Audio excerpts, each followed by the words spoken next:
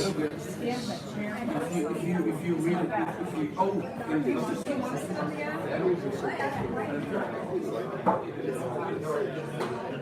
fuck? Yeah, these are mine, dude. So then I'm just going to be sitting next to you. Just keep your man hands off me. Yes. No. Oh, man. Where's Chris? He's over somewhere.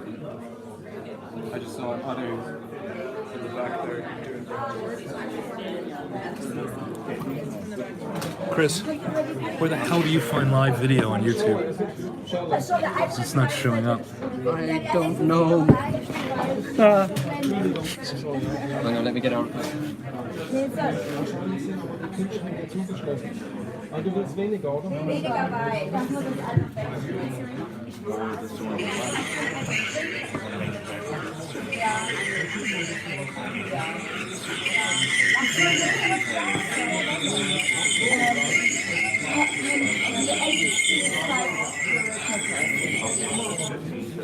Dan?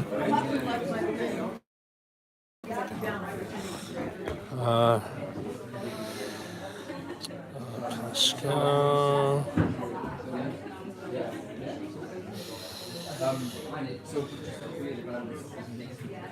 Yeah, that's it, because you're actually the smallest one.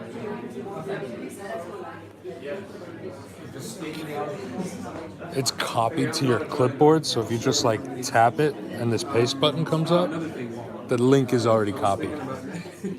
So, Like if you go to a new message, but if I post like let's say something you on wanted to Facebook, send it to him. I Yeah, wanna post it on Go to Facebook. Facebook. Go to Facebook.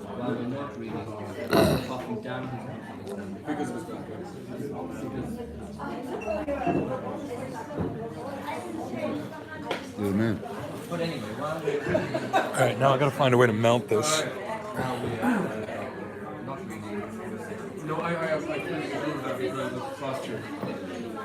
Posture, where, yes. Hold that. Oh, look, we're live. This is Daniel Regelbrugge.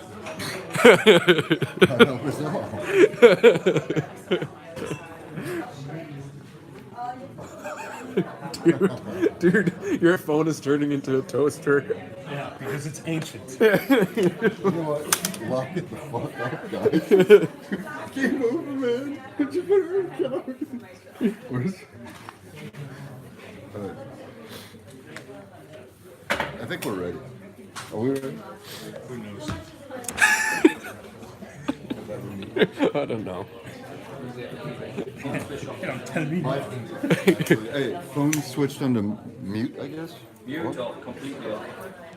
No, this is the one we're using for live broadcast. Yeah, but you still have to turn the notifications on mute. Yeah, this is mute. Just because you're live doesn't mean you don't get notifications.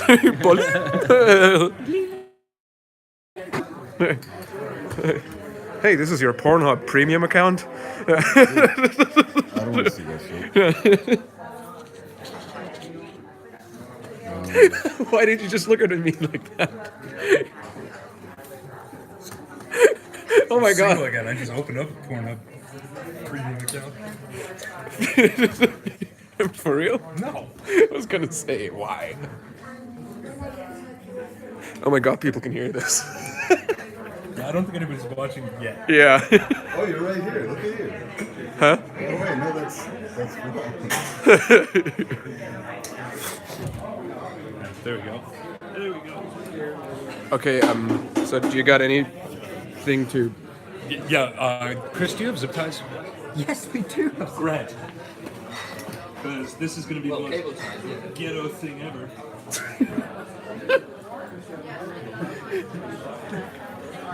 The most ghetto live stream. This is that inner city America live stream. Urban live stream. Philly style live stream. Yeah, pretty much. You know, that's how I do it. Hey, ladies and gentlemen, John Football's Elite. What's going on? What's going on? How you doing, bud?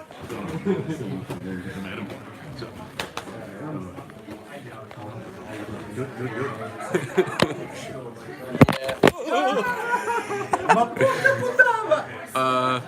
Something like orientation is locked. Yeah. All right. Hell of a catch, though. All right. Hell of a catch. Hold that. It's gonna be some ghetto shit. Yeah. CCD football. Sick. Do you need some chewing gum just to... Now you turned the volume to mute. I don't know if that makes any difference for the. Okay, better. It's so ghetto. It's so ghetto. So I haven't seen anything this ghetto since I was an art student. Strangely just our level. yeah. I really haven't seen anything this ghetto since I was in university. Like, Okay, utmost respect, man. Utmost. This is a Philly style live stream. The city of brotherly, go fuck yourself. If my kids were listening right now, I'm gonna kill you. Really? hey, he's the one cursing, not man talking about Pornhub, not me.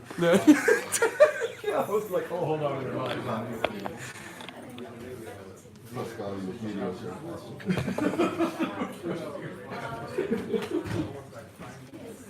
All right, Dan, We good? we're live. With the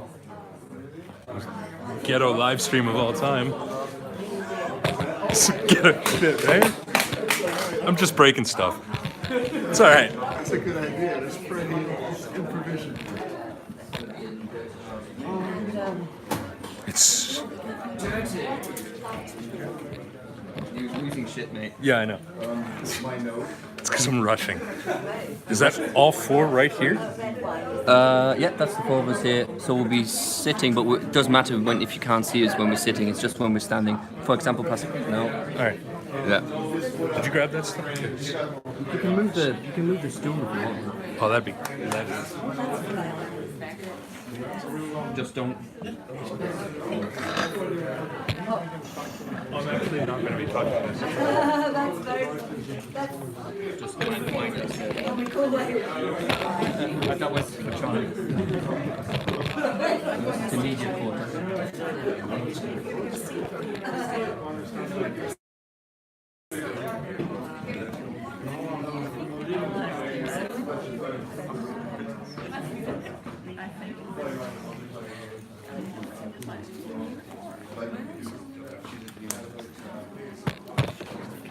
So ghetto. And I think we've said that like a million times on this live stream, by the way.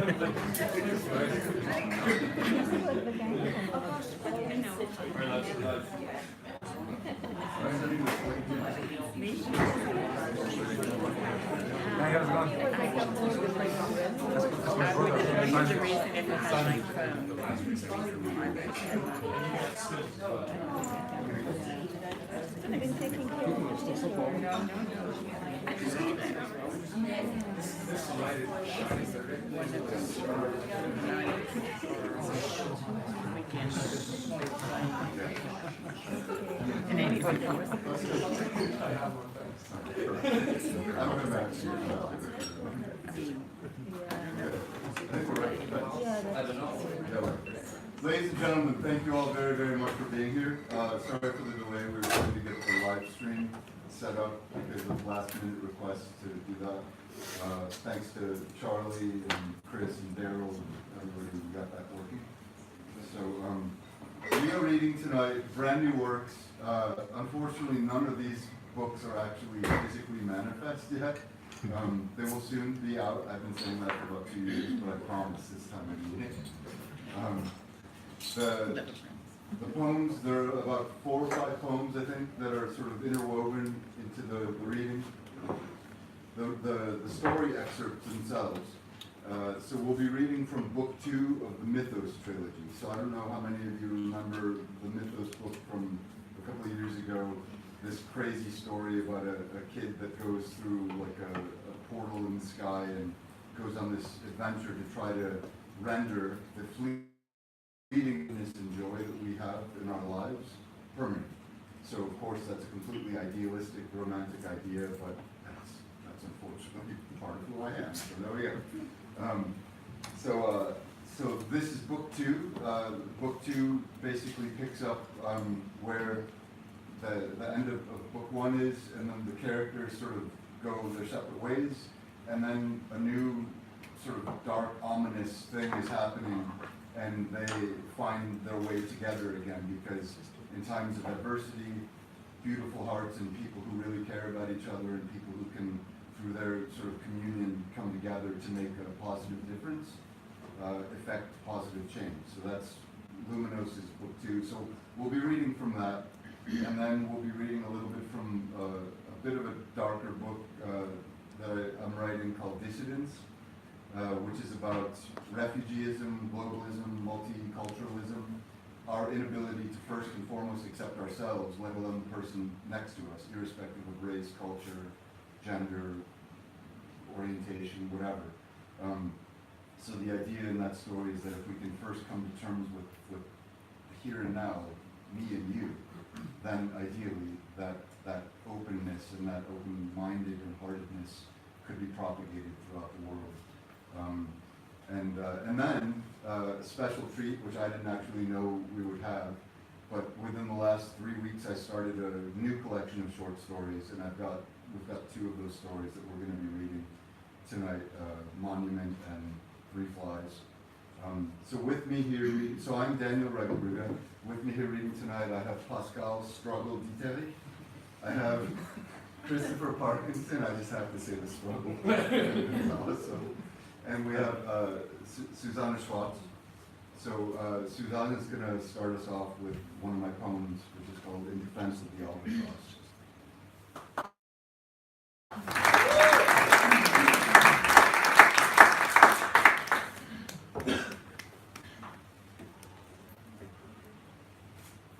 Stillness calls as haven from the gale, so sound the bells and hoist the burning sails.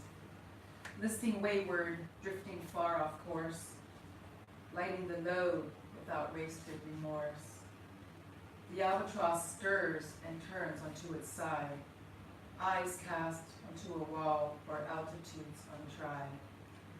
In metaphor bled thick from clear creative heads, they've rendered it as naught, but leave in wait on us instead. Unfair consigned to parchment and to litany of books. The nature of the creature here has clearly been mistook. It turns again and climbs for want to finally fully rise, where it belongs adored amid the penetrating skies.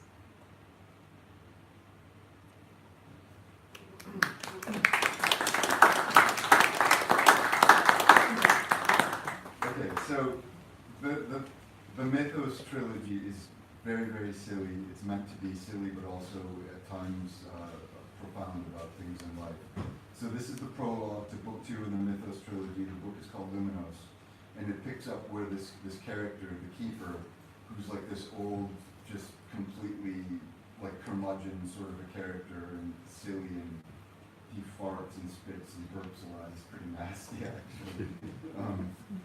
And he's sort of just come out from the wild after the ending of the last story. A few months, several months, have perhaps gone by, and he finds himself at a tavern, and he hears tell of some new, like, massive threat looming on the horizon. So this is the prologue to book two of that, the Mythos trilogy. This book is called.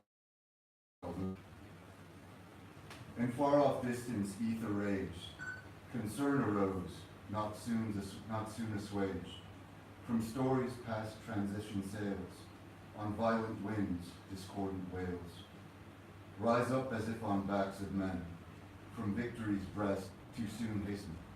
The thoughts which dwell far down below, siphon strength from living's glow. The alchemist's potions dry, ill-used, the steely wheeling wave diffused, a wall left far in glory's wake, undone amid a loving quake. Investment in the fairest hearts, in human grace beyond ramparts. A silly sullen boy had dreamed of what would be if living seemed. As joy we share perpetually, vice scorn cast preternaturally.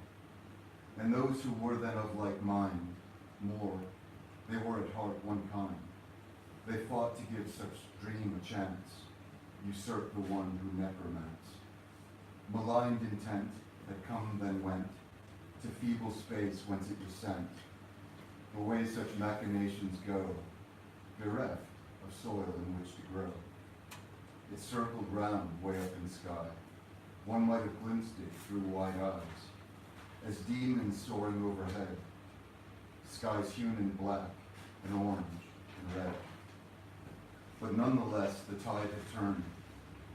Where doom had reigned, hope newly burned, that all who feel for what is good might live their lives the way they would. A sense of calm had been restored in realms beyond the skyway's door, and Keeper took a cup of wine beside a hearth at supper time. Against great odds, amongst good friends, the world was shown with caring lens. In times of wheelies and great walls, it's left one feeling tall. Thus huddled warm at glowing fire, Keeper wondered at what men conspire, at intolerance and widespread contempt, at all the things hatred preempts. At months now past since they dispelled rationales espousing hell, in which man's walls divide them all, the alchemist's sad and loveless call. A tavern at the river's bend, wayward paths oft this way bend, converge to offer respite clear to those who've lived long, to those who've lived too long and drear. And Keeper no less thence was glad of warm communion to be had, at fireside his wine in hand, invoking thoughts of his fine band. His cloak pulled high against the night, no doubt strange to others' sight.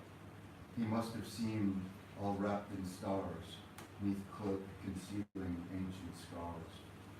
He drank in neat solemnity, whilst smelling quite unpleasantly. Would he might soon away to rooms, to cleanse himself of noxious fumes. E'en ravens circling at his head, wished they were someplace else instead. For fluttering there within his sphere, made ravens dream of sweeter air. Just then 3 strangers therein stepped, into the shadows softly crept. Round oaken table took 3 chairs, and quick regarded bill of fare. A maid soon came with drinks for all, alighted there when they had called, then went away as quick again, the 3 unto themselves remained. Soon Keeper's ravens heard them speak, conspiring words were scarce and bleak. They spoke of arcane rites performed, to propagate the tiresome norm. A mystic took to higher planes, he towered over earthen veins, amid a mountain's opposed resurgence of man's hope. At hearing what his ravens told, his molten wine fell from his hold, for Keeper knew the way of things, what machinations tend to bring. He gathered up his cloak and staff, his creaking bones made others laugh, and without delay departed peace, the relative calm he'd known at least briefly.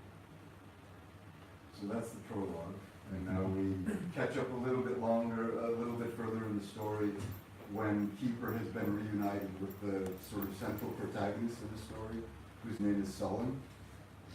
And they're kind of like happy to find each other, but they're in the middle of a storm looking for shelter. And they end up finding shelter, and it turns out that the Keeper actually knows the person with whom they end up finding shelter. So here we go. Up from down.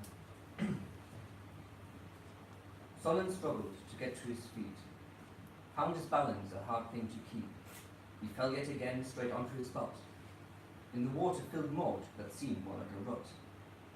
The stranger extended a hand long and thin, felt round for one who'd fallen within, then tucked him without and held him aground, and gazed on what his wishes had found. You see, it was true that the stranger had been blue, sitting alone with so little to do, but wished for a chance and a moment to shine some light on the world in a passage of time. Sometimes a friend can brighten one's day, help one to feel in some other way, instead of despondent, too fraught with the world, more like bands of hope, so newly unfurled.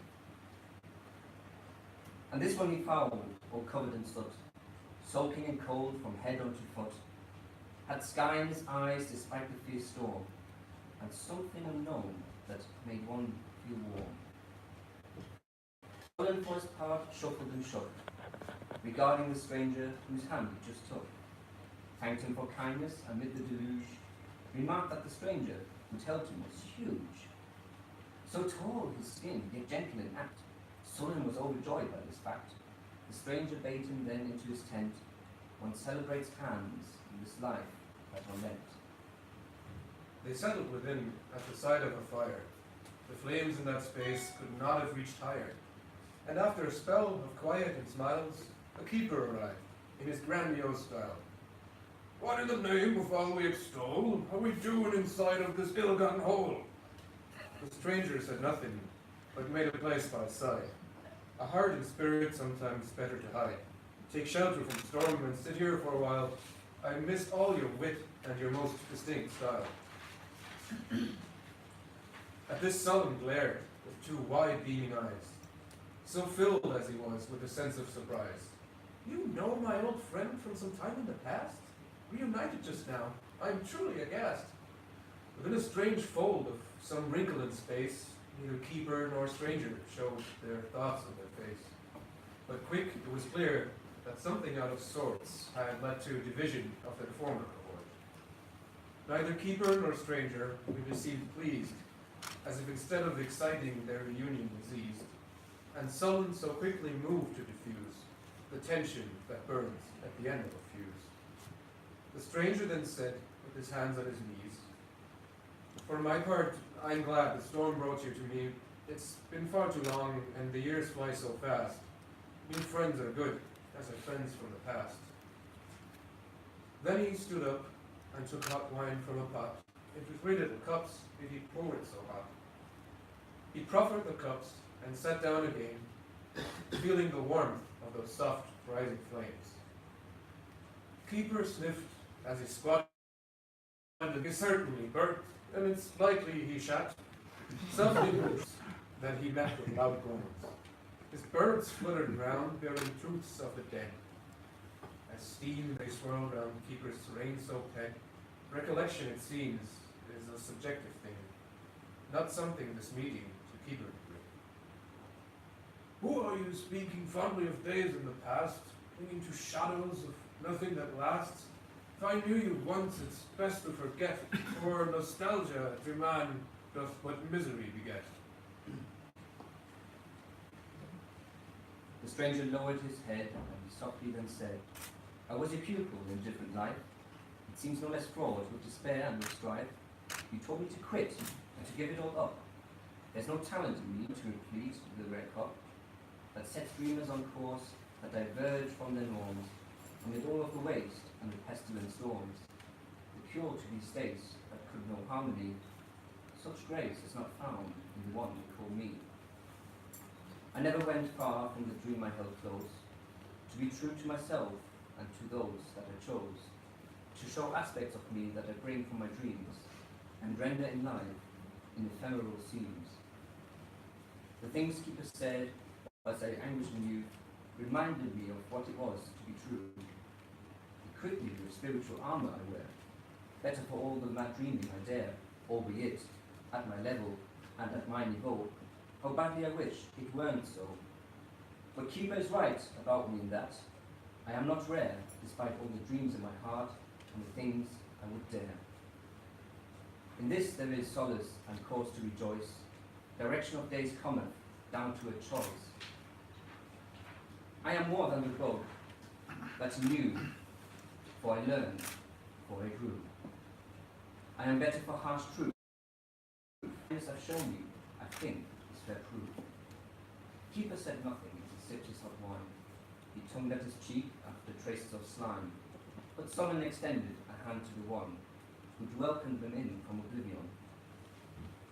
I find you splendid of spirit at heart, and I'm humbled to meet you just now at the start.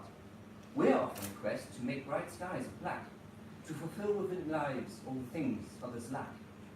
But whilst we are field and muck and abound, I'm determined to help stir the things that resound in you. The stranger smiled in his turn and then sipped off his wine. Some strange silence descended from the tent at that time. Between three characters sitting there in that place, some forgiveness was needed to fill the space. Solon turned to his friend with wide wonder and asked, "Did you say such mean things to this man at the last?" Keeper shifted just where he solemnly sat. "I don't recollect whether I ever said that, but whether said or unsaid, the truths that we know linger always in our heads, and truth is a thing that so few can accept, for it contradicts that which our egos expect." From rushing to conflict, the stranger refrained. "It's good the hurts of those words don't remain. I have lived a fine life in the best way I can, for all of the curses and blessings I am. No matter how close I have come to the stars, my center is that which has brought me this far." Someone took note of this last bit, he'd say. Those words rattled round and round in his head. A life of extremes is a perilous way to go about living from each day to day. But just as he thought to make mention of this, Keeper interrupted with a haw and a hiss. "It's true, I am a brute who does not recall you. Perhaps I said things that at times were too true, but now in this hole you call home, and at least you're not at the last all alone." The others looked on him, and his birds did that too. All things relative then did not seem so good. So they settled among them and took solace at fire. Spirits born on a hope that can always fly higher.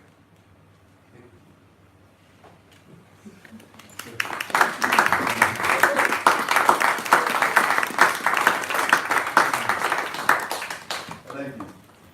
So these guys, obviously, I wanted all of these three folks to be involved in this reading because they all lend such massive sort of personality to it. And accents. So we're moving right on into the very next sequential part of Luminos, which is called Regelbrugge today.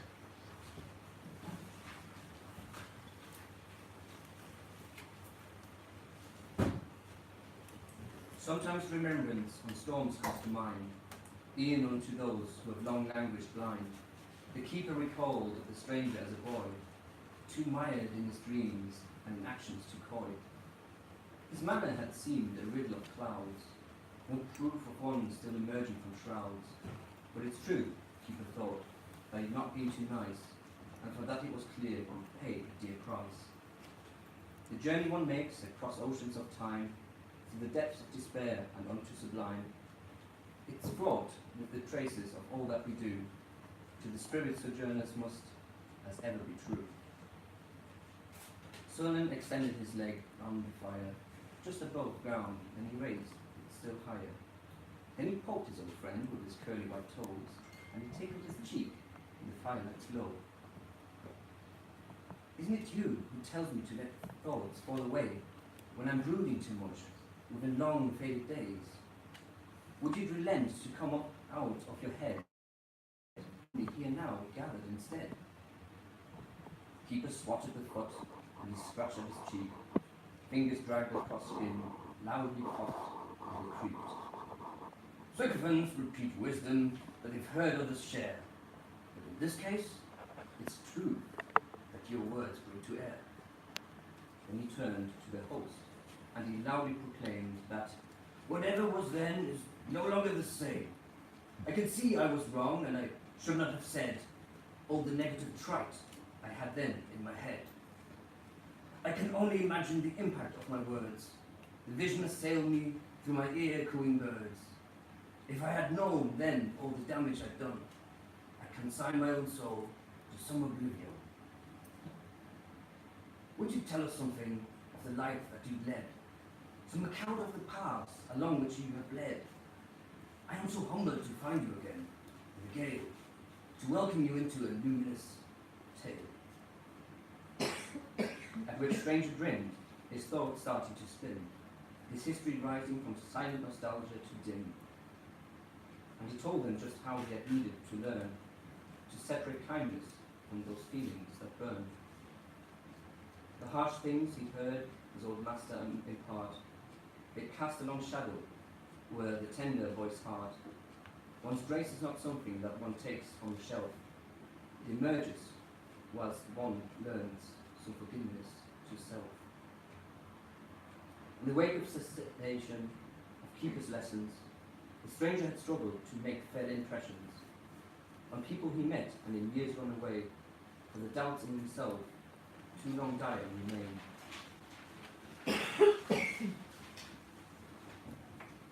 He zigged here and there, zagged whilst going nowhere, wasted within some directionless stare, as if nothing of substance spoke to him when the air. Honey, he learned balance born upon space. The mirror then showed a more flattering face of one who invests in the slow rhythmic times and moments affected so warm and sublime. Made his way modestly o'er emotionless moors, moved most mutely across spent borders obscured. Resolve ever growing in his heart, born of fire, that the path he was forging would one day bring him higher.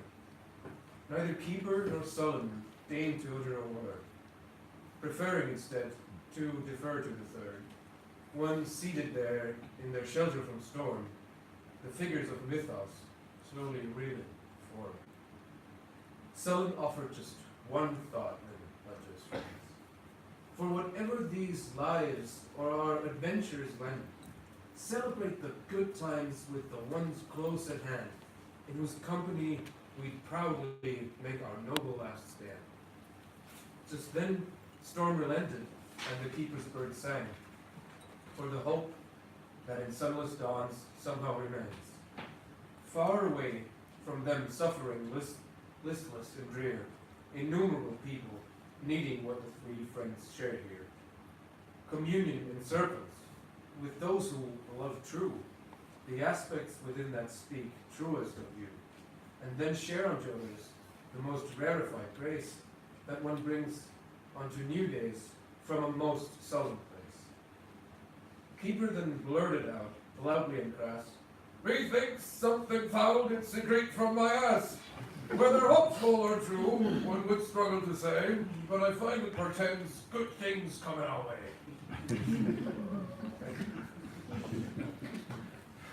So that's the end of that segment.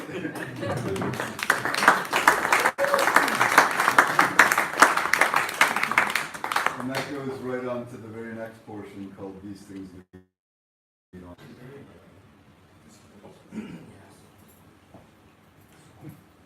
I know you love it there.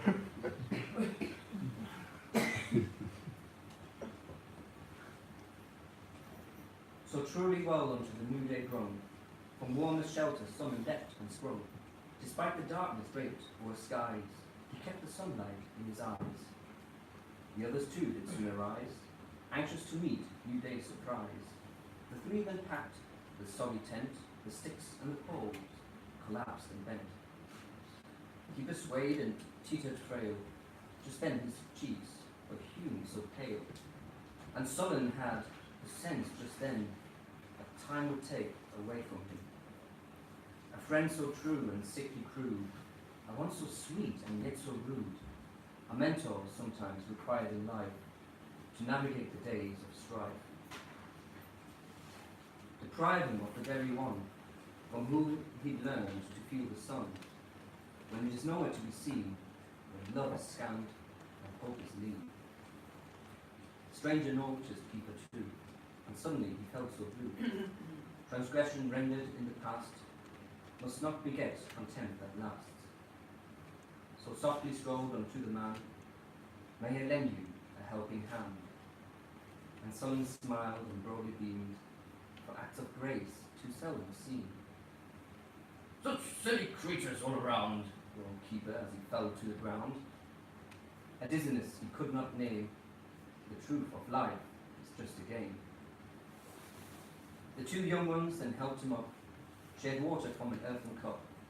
his ravens fluttering low and near, as if weighed down by mortal fear. A moment mired in worry sick, undone by keeper's thunderous kick, he skipped and pranced and wriggled free, then twirled 3 times and squealed with glee. Done by circumstance, not barred from living's breathless dance, I'll shake and twist and creak and fart with all my bones and all my heart. The others leaped up and joined right in, their joy borne on laughter's din. 3 twisting shapes at horizon, the dawning's day, 3 silly suns. And ravens took to sky once more, who knew what fortune had in store for those living amid dark times, intent on sharing joy sublime. Keeper stopped and bent so low, what weighed on him one could not know. When times insists one's come too far, to endless night and waning stars. The old man seemed so frail again, to journey on or there remain. Sullen bent then at his side, we've come so far, we've got to try. To travel unto story's end, the light our loving hearts might lend to those in need, for lack of it. Perhaps you need to poop or spit. To animate your spirits there, remember you're a scoundrel rare, and one so good from head to toe, a better friend I'll never know. The keeper spit whilst nodding head, then pooped a bit, and boldly said, "You really need to get out more, dream further still, than the sky was low. If I'm the best of all your friends, just think where horizon extends, to open hearts and hearty smiles, you'll adorn lives with grace and style." The 3 of them then fell in line, sullen to bleed, and that was fine. They snaked along the narrow path, still mired in the aftermath. Whatever there had taken place had lighted out the sun's fair face. As they ascended gradually, vast distance crossed beneath their feet. The opposition manifest, in hope deprived from all the rest, palpable as dross that spread across landscapes so fraught with dread. Just then a creak, and then a louder crack, some semblance of a cough, and then a hack. Sullen her keeper shuffling, and bade the man be still. The viscous air burdened by some evil will. Somewhere above them, swirling up in sky, the sound of massive wings drawn near from high. Obscured as yet in signs, the fates ere lend. No one knows for sure what these signs portend. Sullen saw the shadow first, then felt the breeze. Something fair flown past with winged ease. Then stranger, too, was struck aghast for what he'd seen or flying past. And after showing off up there in flight, a giant hawk alighted in plain sight. Looked about with eyes that pierced depths of soul, some blend of gold, almond, and blackest coal. The 3 stood there with mouths agape, though no one made a sound. The implication of such arrivals is seldom not profound. Sullen squirmed just where he stood for fear of what might come, while the keeper used his staff to scratch his sweaty bum. Sullen's mind raced here and there, the thoughts he free flew everywhere. If only he knew the words to say in some transcendent, hawkish way. The giant bird blinked once and twice, and with a look shone interest to entice. The young man standing there to give his words a try, not spoken in the normal way, but shunned from eyes. So blue and far replete with scars, he asked, "Why are you come?" The hawk popped upon her spot and beamed elation. "I sought you out, son, for dreams way, for travelers aspiring to restore light unto day. But know that I can only hear the subtle things you tell, the things your heart keeps close and hidden deep and oh so well. Shun out of your eyes, as up in sky I feel truth naturally. The things you'd otherwise conceal and hide defensively, for fear ideas won't come too much upon the mortal coil. I have the things to bear. Oops. I have the wings to bear you up amid the endless toils. If your heart is true and full of hope, there's nothing we can't do. But if you're bleak and indifferent, then I shall forsake you. Keeper took his staff from his backside and poked young Son's cheek, then asked with some frustration, "Shall neither of you speak?" Son smiled, for knowing that the hawk and he were one. If only the knowing of a unified tongue, the language of his heart and eyes, was what he longed to speak, though not with words, or lips, or mouths, or even beaks.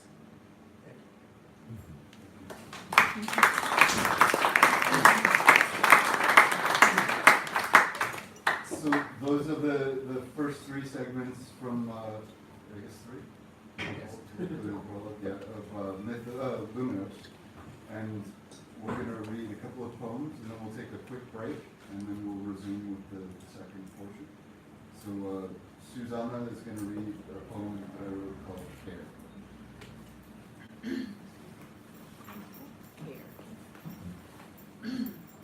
The world is tired of what it seems, the way we move to make it bleed. It is okay to turn away and let the dream yet have its say. Don't care or need to circumvent the facts amass that don't relent. I've never run from any flight. I'll take your hand. Within a kingdom come of us, the way we've come to feel and trust. Outcomes muttered, now bereft, unfinished and motherless. As truth controlled by all these shades, as reason in the discourse fades.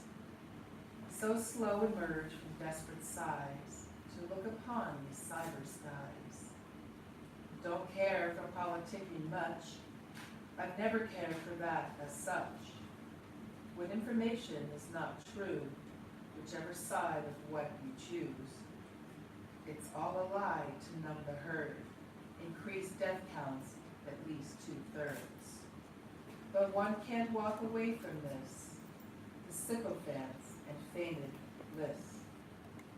They are not telling us the truth. Of this, there is abundant proof. So sad for what it's all become, their failed attempts to make us numb. For distant chorus beating drums, defy imposed division. And rattle cages forged on air, seek eyes that still reflect some care.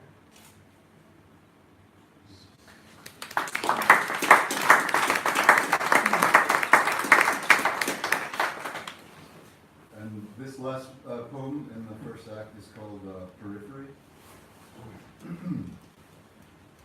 As spirits bleeding out in night, the kindly sprites they do alight. At eyelids and at temples true, in glitter one becomes as two. These houses born of ancient trees, chorus come of soliloquy. We tear away at what constricts, to hell with what comes out of it. No use here for the status quo, better the devil that you know. A nightshade latched into the light, when taken in is burned, and words the elders offered them, unto some slow becoming dim. I trace into your flesh with stars, the pale interpret these as scars. There's nothing I won't say or do, to urge those smiles free from you. Too long restrained, too long bereft, the lights you knew before they left. In dream it's just a simple thing, to build a ship that one day brings some love into a shore in need, beyond the dross, of lights beyond the dross indeed, of lips to tend to aching need. What is to come of you and me, will come unto periphery. Thank you.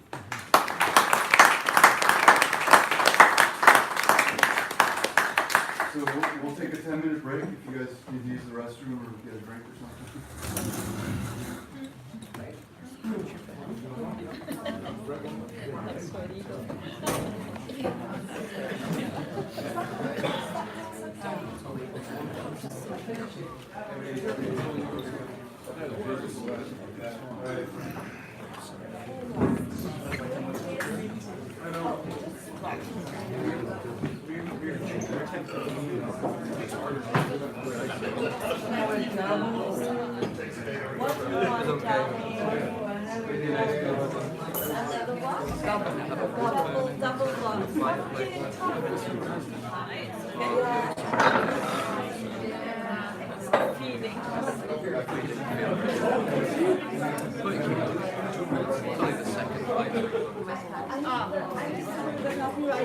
We know what we want. I want to try and look more at that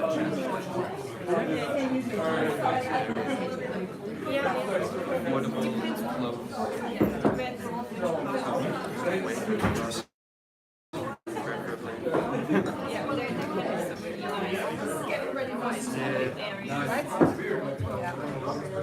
probably try and look at some more next week.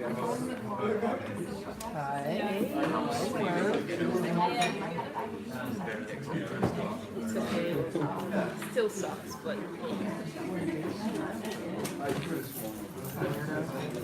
Where was losers and liars? so many. You can't keep up? I can't. Man, too many weirdos. Oh, I know. Or they're married. Oh, it's in there. Or they're just too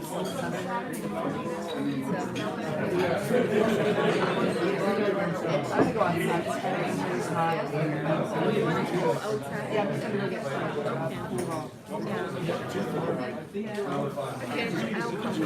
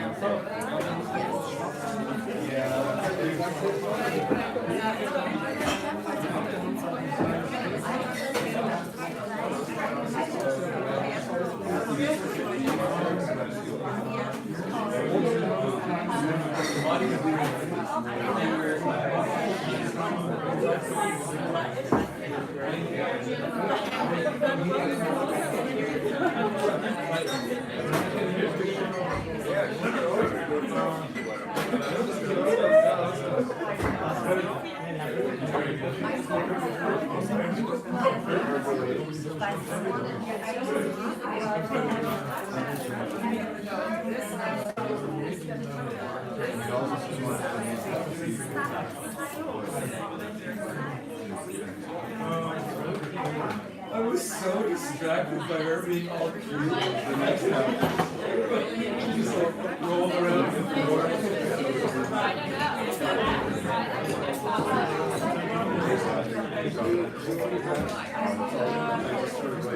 I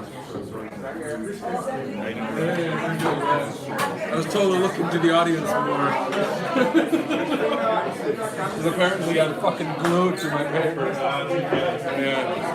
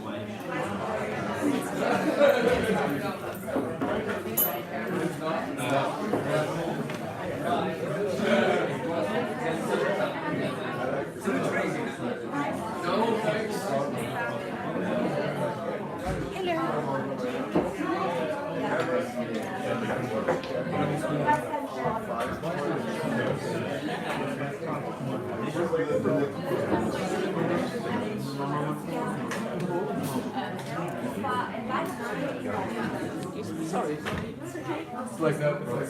Thanks for the change, Mr. Tobacconist.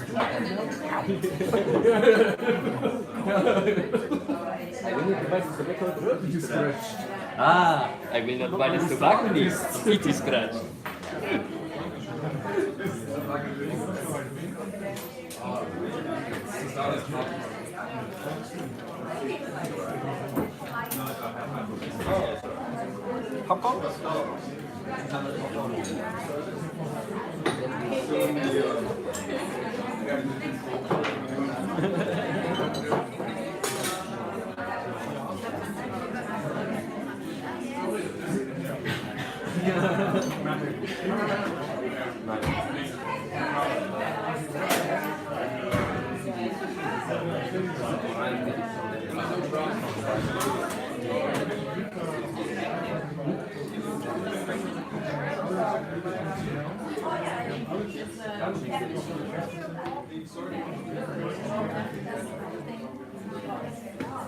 I wouldn't know how a Detroit accent works.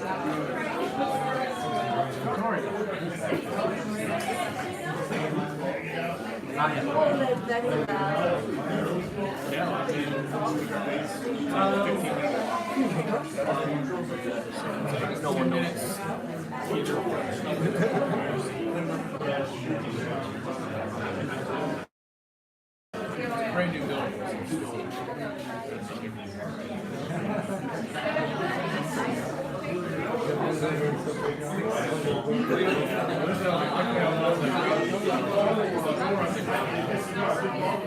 Hey Chris, where's your camera?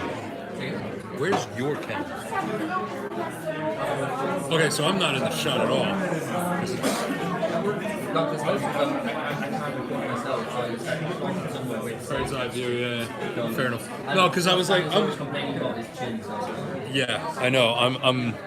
He complains about his chin and his nose if you catch it from the side. yeah. And his ears if you touch the wrong side. And he complains about everything. It's a diva. It's a good angle, huh? Yeah, I like it. That's some sick frugal. I haven't seen anything this ghetto since I was an art student. I was thinking exactly the same. But man, it's like our cardboard contraption. Yeah.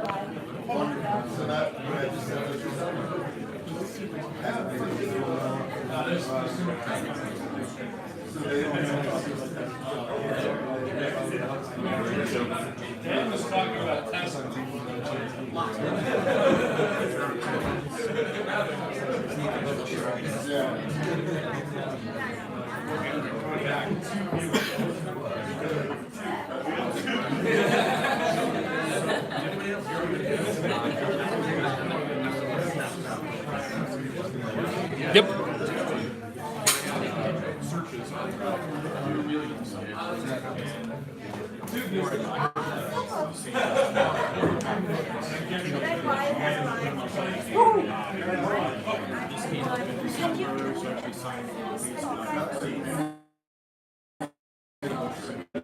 Because this gentleman is hiding what is meant by.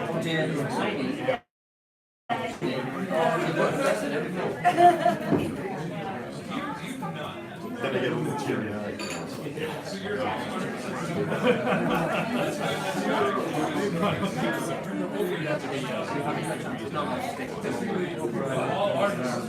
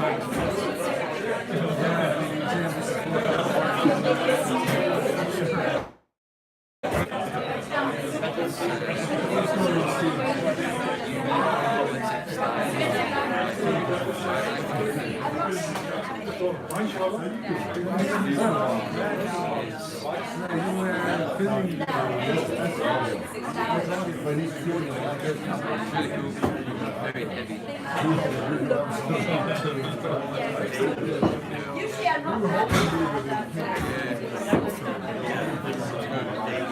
Short stories. because I had the box of it and help me with the bunch, best with the bunch, a little bit new. Okay, now we have to do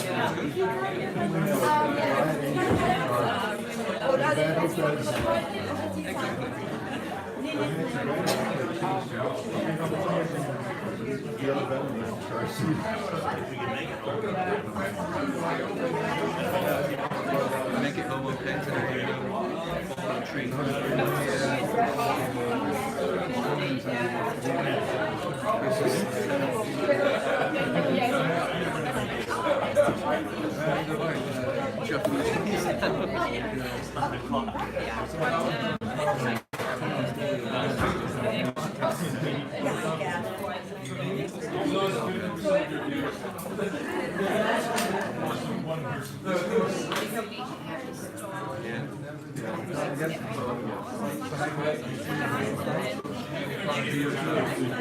Really, really bad. Just got a new bar delivered. As soon as it was delivered, this thing weighs.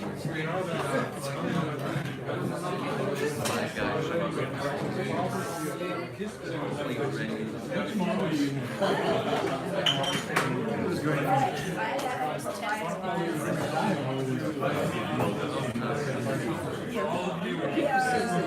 guess she's not somewhere taking her. I have no clue.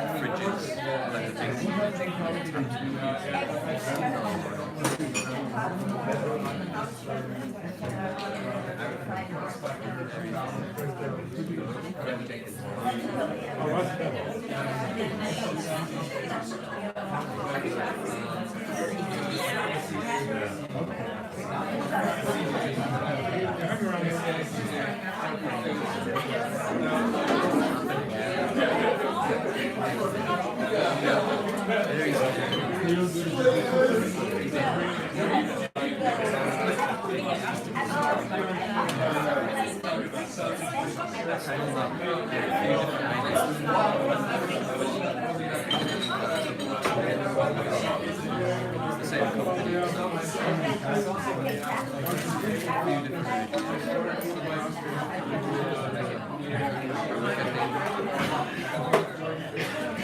Hey, everyone,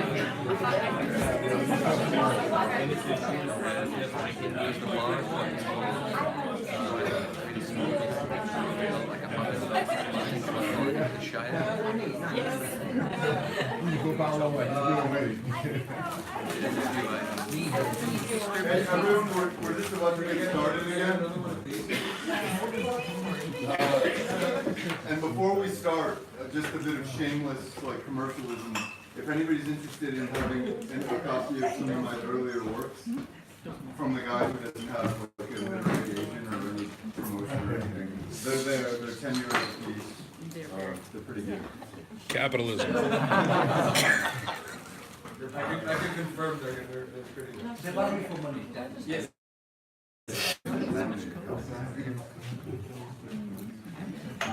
All right. You want to tell your kids to get back on YouTube before you start? No.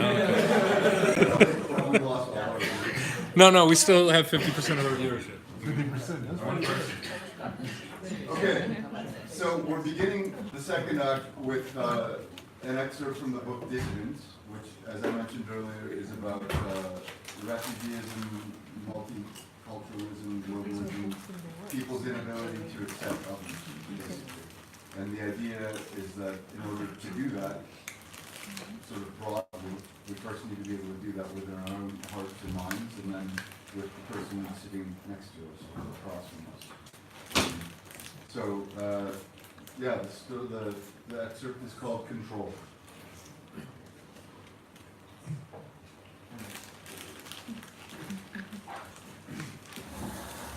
The dissident entered into the smoky hall just after the sun had set.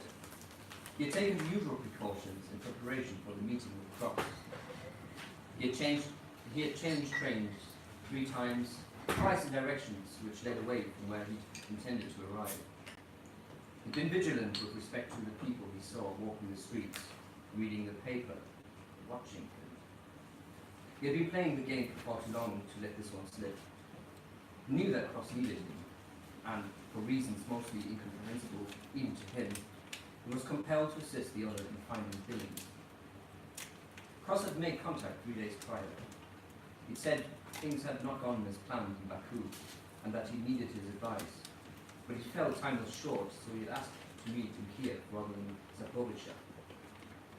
The dissident had considered things for a moment and then had agreed, as he always did, when the younger man required assistance.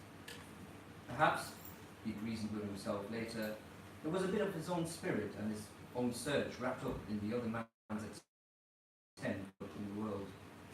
Perhaps it was something else entirely. The dissident found Cross seated alone at a table in the corner on the far side of the hall, his back to the wall so that he could see the room and the door. There was a bottle of Kurilka on the table in front of him, alongside 2 empty glasses and a large plate on which there were a variety of vegetable slices, meats and fruits, and some bread. "Hello, my friend. I see you waited for me for the first drink. I thank you," said the dissident as the other stood to greet him. Cross generally felt the compulsion to cringe whenever he took the other's misshapen hands into his own, but then was quickly ashamed. He thought back to the article Billings had written about the dissident. What was it, 20 years prior? He could only imagine the suffering the man sitting across from him had endured. The other seemed to realize what was going through his mind, and he smiled patiently.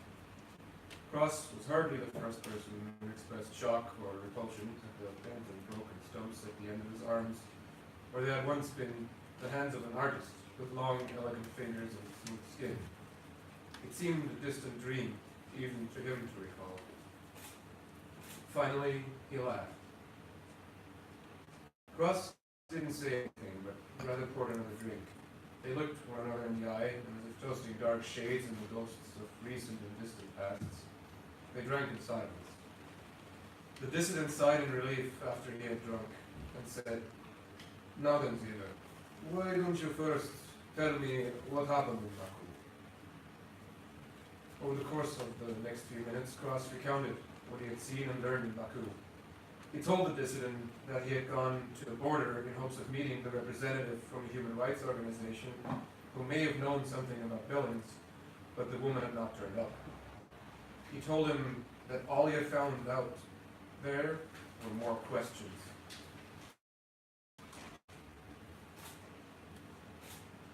Then he told him about having met Aliyah once more in Kiev. Oops. Oh, sorry, in Baku. Then he told him about having met Aliyah once more in Baku, and about the killings at Nagorno-Karabakh, the men who were impaled. He stared at the table in silence for a moment before lifting his head and stoically regarding the dissident.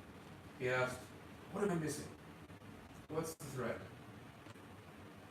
They took another drink. A sultry woman who wore the prescribed antiquated uniform with a nurse wearing shot glasses and various bottles of Telvak and a makeshift belt made a show of bending over and lighting a fire within the fireplace at the opposite end of the hall. One might almost have drowned in the collecting puddles of wanton drool that followed her as she stood back across the hall to the adjoining room. The dissident laughed absently. "The threat, my friend, is people." "How so?" It has always been people, and it always shall be. Certainly to people like you, like me, or even Billings, even to one such as Istinias. Remember what they say about him. This man was reborn into the world from a mass grave in the Balkans. Ever since then, he has seemingly been consumed with one primary thing: protecting and avenging the rights and lives of ordinary people. Motioned with his eyes for Cross to pour them 2 more drinks. The younger man did so, clearly contemplating what the other had said. It's just like Stalin once said, "Где нет народа, нет проблема. Нет проблем." Where there are no people, there are no problems. That is the mentality of the oppressor. An oppressor seeks control and efficiency on every level. Exactly, interrupted the dissident. Then what do people do? They love, they hate, they create, they destroy, they fall in line, or they rebel. But chiefly, before any one of these single things can occur, people have ideas. Ideas are impossible to control. Ideas are messy. We humans, at our best, are very, very messy. That is, at least, if we're living life the right way. Our ideas are impossible to control. And so, like the spoiled child who attempts to bully and badger his or her way into some fleeting semblance of control, the oppressor hurts others to shape these things the way he or she wants them to be. They drank. They ate some vegetables. A gypsy in a tattered suit came into the hall with a little girl clinging desperately to his leg. He held a basket of roses in his hand and muttered faintly that his daughter needed surgery, and that the money for the roses picked with the love by that very child would save her life. Cross slavishly reached into his pockets for some change. "You're a fool," said the dissident. "The man likely shares a villa with his friends and family on the most lavish street in Bucharest." Cross nodded before calling the gypsy over and handing him his money. The other proffered a rose that Cross gratefully accepted.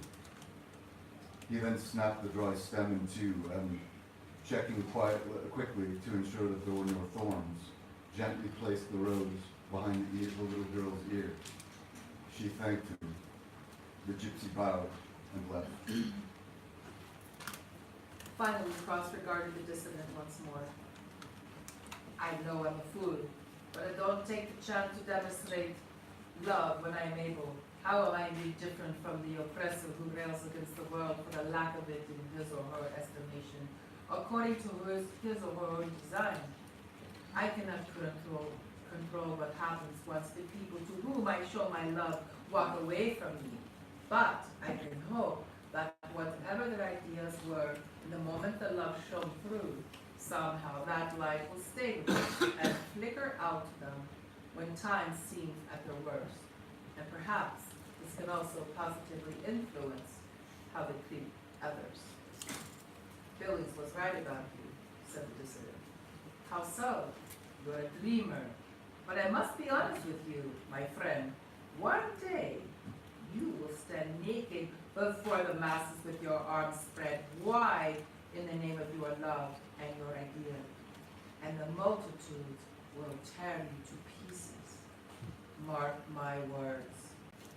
And perhaps that is what others see in you. The thing that draws them to you. What do you mean draws them to me? I think that it's always been my idealism that has been the greatest source of other people's disappointment. Don't be absurd. Feelings, for instance, absolutely adores you. He sees in you the man that he was never brave enough to become. Cross fixed the man hard in his gaze. Do you know where he is? What are you not telling me? He asked. I think you already know where he is.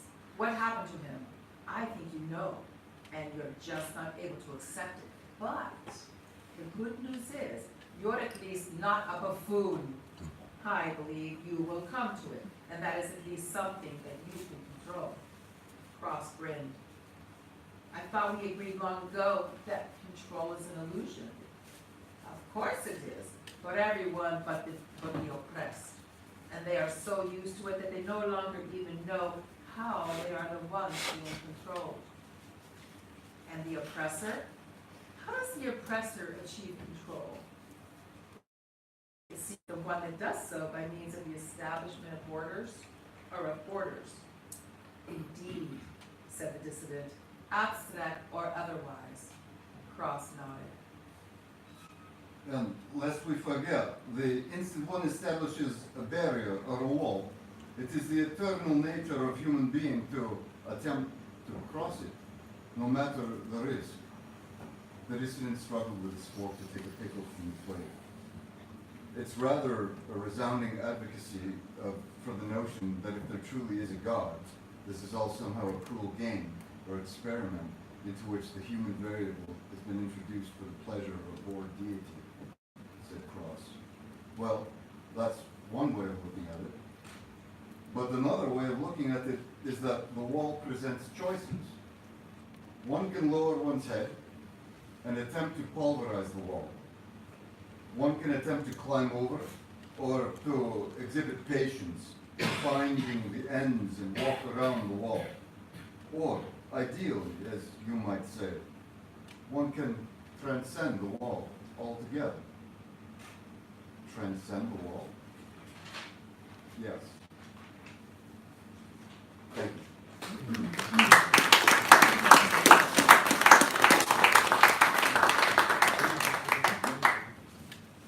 So this is fun for me to be able to do this right now. These are two brand new stories written less than 3 weeks ago from an as yet untitled collection of short stories. I'm sure it'll end up being pretty like maniacal and devious and sinister and all these things. But I love these stories. They harken back to stories and even books that I've written before. There are sort of references to previous characters that we've experienced in earlier stories in my work. And so going through a pretty amazing year in a lot of ways, it was important to go back and find some of these characters and to sort of tether all of these things together. So the first story here is called Monument. Laden like the lost at sea, the man came into the gates with nothing but the weight of his sorrow within the satchel that he held. It was fitting. He thought to himself before he pronounced the words aloud, "This is as it was meant to be." There had been a corridor of reality within which the sky had borne the sun and had adored him. Even when she opened up and permitted rain to pour down upon him. What difference does any of that make when one has a full heart? A full heart. The sun had fallen away and night was coming clear. A guard came to the gate and asked the man what he intended. I am come to restore the wall. The guard regarded him with interest. Oh, what will you say? Yes, I have said that. The guard scratched at his scarce insinuation of a beard. Very well, very well.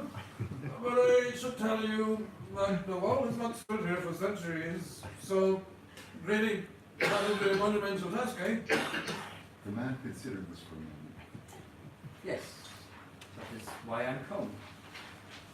The guard nodded, pleased to have clarified the purpose for the other having come into the gates. He methodically turned his key within the iron latch and eventually grinned when the audible proof of its having opened resounded. There you are. She's stubborn, this one. The old gates always are. The man passed the guard without much recognition, anxious as he was to set about his work. But the guard remembered something and called after him. Hey! I've forgotten to verify your documents. The man stopped. He knew very well that he possessed no documents. I possess no documents. The guard without turning around. The guard clumsily freed himself from his little station and approached the man. That's all very well, but I can't permit just anyone into the city without verifying their documents. I have no documents. Well, then, how is it that you have come here? As I've said, I'm come to restore the wall. The guard scratched once more his chin. Very well. But by whose authority have you come here to do this? The man finally turned. His eyes bore the sky within them against twilight. He told the guard matter-of-factly, A man in the desert told me to come here and restore the wall. A man in the desert? Yes, a man in the desert. Again, the guard considered what the other said. Well, who gave the man in the desert the authority to direct you to restore the wall? I have no idea. I don't know anything about his authority. He was holding a violin and wore an even cloak. Beyond this, I know nothing of the fellow. I cannot permit you into the city without any documents. Not even to restore the wall. Especially not to restore the wall. What would the magistrate even say about this? No, no, no. You must go back outside the gates and wait until I have established the validity of your presence here. The man regarded the other and said, That is absurd. I'm coming to the city and I've already passed through its gates. Permit me to set about my work, whilst you do whatever it is that you need to do to verify or justify it. no. They merely looked one another in the eye. Finally, the guard said, Very well. You may set about your work, but rest assured that I will monitor your progress and report you to the proper authorities should you disrupt things here. We have a nice life here. We neither want nor need your foreign nonsense. Very well. As I have said, I am coming to the city to restore the wall. the guard said nothing. Rather, the two turned from one another and faded into relative distance, and soon forgetfulness of such trivial discourse. In truth, the man had no idea why the man in the desert had instructed him to come into the city. To restore the wall of all things. He wandered for many hours. It might have been days. But he never found so much as the suggestion of a wall that would require someone of his significant caliber to apply his vast heart and spirit to its restoration. So the man continued to wander the breadth of the city. He stopped sometimes to marvel at the curling spires and the spiraling curls that adorned the window frames, the doors, and the pervasive gates. Indeed, he had come to a city which favored gates rather than walls, and it left him wondering why it was that the man of the desert, with the violin and the weaving cloak, had been so insistent upon what it was the man was meant to do there. He wandered on. Occasionally, he met an inhabitant of the city in the streets, and they would exchange some pallid greeting. But this just made the man feel more alone and barren than he already felt. He possessed neither currency nor commodity with whom which to barter or trade himself into some state of relative improvement. His heart was not full of this new reality. He took his leave into shadow, to sleep, to dream, to remember. But he could not remember. Indeed, the last thing he could recall of his previous manifestation was that he heard some shrill cry in the distance. And then the ass had kicked him. And then Blackness. There was the vague intrusion of an image of a lover bent over him with a dagger. Vague and welcome. Yes, that was it. Welcome. Somehow they had each been summoned onto some other journey. And so it was. And so it was meant to be. And now, here he was, cuddling within his own arms against the cold, within the shadow of the curling spirals that adorned a window pane at the top of a curling spire. He would have given anything to the man from the desert's leaving cloak, but it was wishful thinking. So, he welcomed the cold unto himself as a different sort of cloak. He slept. Hours. Months. he wandered the vast breadth of the city, looking for any sign of the wall that he had been instructed to restore. But he had never been able to conceive of why or how the city that had chosen gates would ever want to restore a wall. Perhaps it was just an idea that was meant to be interpreted in a certain way, and then rendered another. Perhaps. Perhaps the destination or the result is not always meant to be the same as the dreaming of it. The man continued to wander the city. He began to feel less laden. He searched his satchel for the sorrow he had borne with him, but it had become as dust. So he continued to seek space and texture within the vast city. He continued to seek some semblance of the wall that he might do with it whatever it was he was meant to do. And time had passed, but it seemed as nothing to him, for he had fallen so far from that other reality into this new abstraction, and it was too much for him to lament the passing of flames. This was the new state, the here and the now. He wandered on. The sky was sometimes thick with tears, and sometimes it was easy and open, like a sigh two lovers shed. Eventually, the man came upon a woman fallen down on her knees at the side of some remnant edifice. The sky swirled into some new shade of resplendent blue. The woman was meticulously arranging 3 stones upon the ground, but no matter which configuration she tried, nothing seemed to work. The man, without saying a word, fell down onto his knees and joined her. Neither of them said a word. Hours passed. Days. Innumerable configurations of some desired or idealized paradigm were attempted. Innumerable. At some point, the man recalled his satchel. It occurred to him that perhaps there might be something therein that could add a vital component to the array. The sorrow that had become dust had over time become a stone. 3 stones. The man with stones from his satchel and placed them upon the ground beside the others. Now they had 6 stones. The woman looked up at the man for the first time. For the first time, she recognized him and the certainty of his relevance in her life. The 2 smiled and returned to the task at hand. 4 hands, 6 stones. 6 stones. The sky, a menagerie of swirling scenes, as the 2 of them, together, erected their rare monument.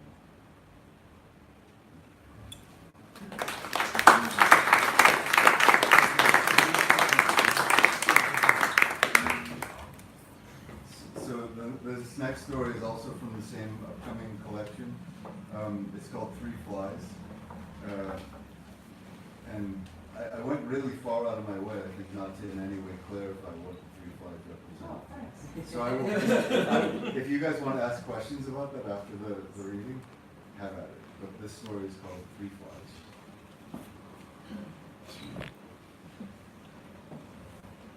Somewhere there was the sound of a door slamming shut. Somewhere. The man wouldn't know, for he was absent within space. There was the resonant bitterness of some longed-for ideal that had been denied him. There were images of his body colliding among stars with a woman he loved beyond them. And then there was the pale refrain, the sick mundane. 3 full moons since he had come unto the wall to hide away and disappear from the world, from feeling anything. Thus he had chosen, but then one makes such a choice abundantly kind. Indeed, when one comes to the single well that provides water for an entire city, one has not really made a sincere attempt at disappearing at all. One has made a testament, a plea. Other people seldom miss the chance to respond to such things. And people took their time to assess him, to vivisect him, for all he was and was not. Without any formal mention of it, they came to the vague, silent judgment, the people, the others. Their patience for his absurd behavior had gone away. They began to throw stones at him, a piece of rotten flesh or a refuse. This meant nothing to him. He was not there. And they sneered and hissed at him, the others, the fair folk of the city. They mocked and ridiculed him for whatever it was that he had allowed himself to become. They spit and cast upon him their accusations and their derision. But he was oblivious and impervious to their attempts at injury. Nor did he hate them for their very understandable reaction to what he somehow, despite himself and his distant state, understood. He was not there at all. He was an apparition, a husk. And this is never a comfortable truth to confront. So 3 full moons spent idling there, the other end of an endless stare, abbreviated, obstructed. At some point his eyes fully closed, too thick with stars for dreaming, nostalgia. And salt for weeping. But if he could have emerged even for a moment from his spleen, knowledge that he had chosen all of it, willfully, gladly. Above the man's head, as he sat there leaning up against the stone wall of the well of the city, circled 3 fat flies. Perhaps it was the succour of his unwashed skin. Perhaps it was the stink of him. Nevertheless, they circled him, low, above the head. The flies circled his head like a ring, and like a halo, like a crown of thorns. After some time, at the transition from the first into the second moon, people had begun to understand that the man was not well. The city lives and breathes on the strength of the contributions that its inhabitants make each day. In the distance, there were wonderful representations of the industry and creative spirit that people apply to stimulate commerce and societal harmony. In the north, there were 2 silhouettes urgently but lovingly erecting a monument. At opposite ends of the merchant quarter, people spoke with great excitement about a vendor of ideas and about a woman who, through her grace, proffered barren twigs that people received as lush bouquets of the rarest and most beautiful flowers. But this man was of late contributing nothing. And so the people like the flies, circled him, to assess him, to judge him. The man's eyes were crusted shut for wasted starlight and vapid tears. A film had begun to converge there, at his eyes, where people are not monsters. People are not monsters.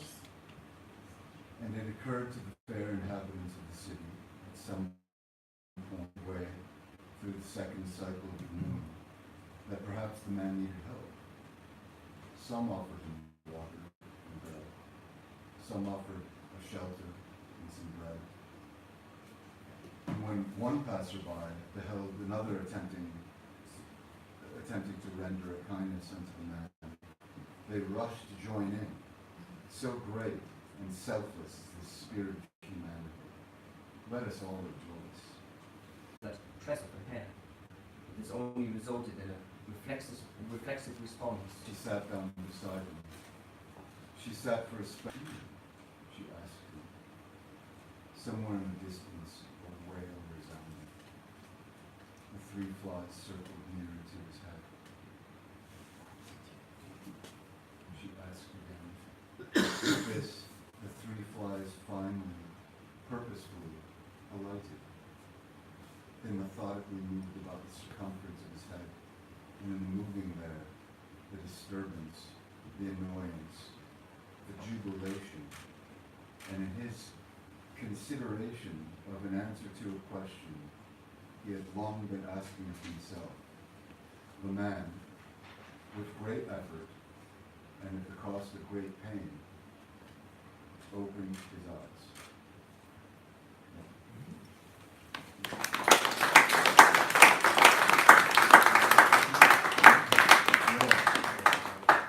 So here we're going to go back to something a little more fun, I guess, and silly. Pascal is going to read, I think, his favorite character from the Mythos storyline. The next segment, actually, sequentially, in the Luminos book, Under Lock and Key. So yeah, story-wise, we're jumping to the character of Toad now, who has become my favorite, and yeah, I want to explain something about this. It's like alter ego? Or yeah, kind of. So I was, to put this in perspective, I was traveling, thanks, I was traveling Vietnam, and all of a sudden I was traveling alone, though to some unforeseen happenings with my travel companion. And it was real scary to be alone in the dark in the middle of a country that I do not speak the language of. And deep in the bush. Pretty much deep in the bush, yeah. So Vietnam flashbacks are something completely different for me than for some other people. And then reading Mythos kind of gave me hope and strength again, and I felt at home again. And this is just Toad just speaks from my soul. So here's the next part of Luminos. We jump to Toad. Here's Under Lock and Key. Toad wriggled left, and then a little right, sort of like a snot that's sliding slowly out of sight, away from lowly holies who had congealed into a throng, towards some remnant hope he kept inside it, like a song. Not the joyless tune he'd heard of late, calling the mob to subjugate. Those who dream it up some other way, let their hearts inform their earthly way. Far up ahead, Todd saw a swaying light. The flicker of a candle shone defiantly and bright. A beacon or a plea amid the dark recess. If he could only slither there so that he might assess the likelihood of turning round momentum that was gained in the sycophantic rapture of the bodiously ordained. Multitudes of acolytes the mystic gathered there, high atop that mountain peak, amid the fretted air. Slow progress achieved as he moved along the ground, trained on his objective, moving towards without a sound. Toad had seen so many fall, to not extend a hand, too many captives to their lots across the distant land. As he slithered like a slug, shuffling this way and that, the sky was dark and thick with spleen and sonar-guided bats, patrolling space from high above at mystic's pale behest. but skeptical that one might try to even pass the test. But Toad was not some loveless form upon a static line. His heart was meant for something more, to render something fine, imperceptible to hatred, reigning over all the air. The bats did not detect his form, slowly moving way down there. Nearer now, he'd come so far away, the maddening crowd, the beating of his heart within was thumping, strong and loud. He came unto some dense thicket, beside the tallest tree, determined yet again to be the one that he could be, audacity, to preserve amid the darkest times, is part of his nobility, and what makes him sublime. Toad wondered whether in some soft and sad, distorted way, he'd come into a trial there beyond the light of day. Oppression is the opposite of that which one calls love. But trembling, he acknowledged, it's all he's thinking of. Come out of the thicket, he approached the iron door. He wondered whether destiny was asking of him more. But then he wavered in his stance, as it occurred to him. He'd nothing thereabouts with which to help him enter in. That iron door there, looming, locked and vehemently shut, so he contemplated options, whilst wriggling his green butt. Toad scanned the scene around beneath the blackened skies, wishing he were somewhere other, eating insect pies. There was little else to do, he thought, but simply try the door. Only thus could he discover what might up ahead in store. He tried not once, but thrice, and found the bolt was firmly latched. So he softly shrank away and that word. Contemplatively. Thank you. And contemplatively did scratch. His head in hopes that solution would somehow softly spring up from someplace deep inside, where inspiration sings. So he concluded that he'd simply do what always natural came, when dogmatic wills make special creatures somehow seem the same. At every disappointment one avoids, but if one but skips and wags around one's tongue a bit, and playful lets it flit. And so it was that he wriggled his tongue and wildly flitted it, as thus the lock came loose, for all his slippery toadish spit. Toad listened as a spring inside mechanically unsprung, then saw he there been standing on a steaming pile of dung. Opening the door, he saw a woman gagged and bound. She seemed to sense his presence there before it made no sound. Repressed and kept there, tied into a chair. At once Toad understood the reason fate had brought him there. Thank you.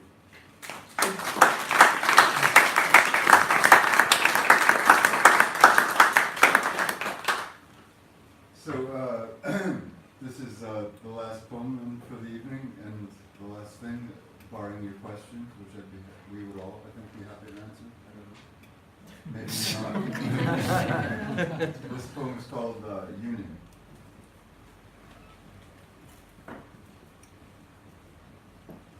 The distance we must cross to feel, something that lasts and something real.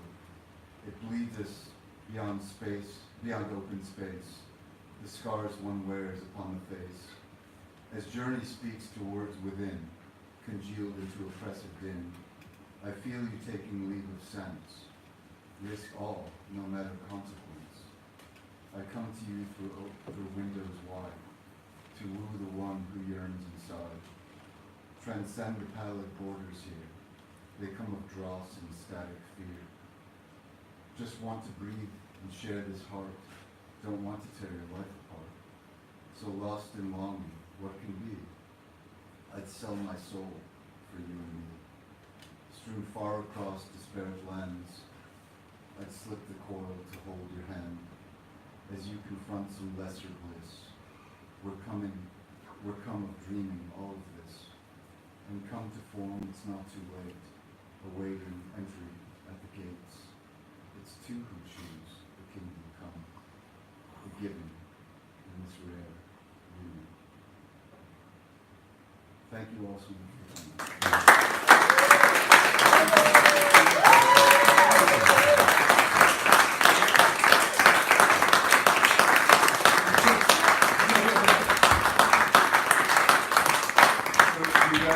questions?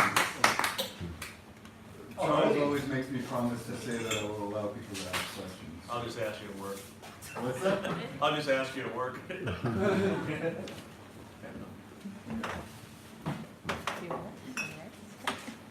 Thank you. Dan? Dan?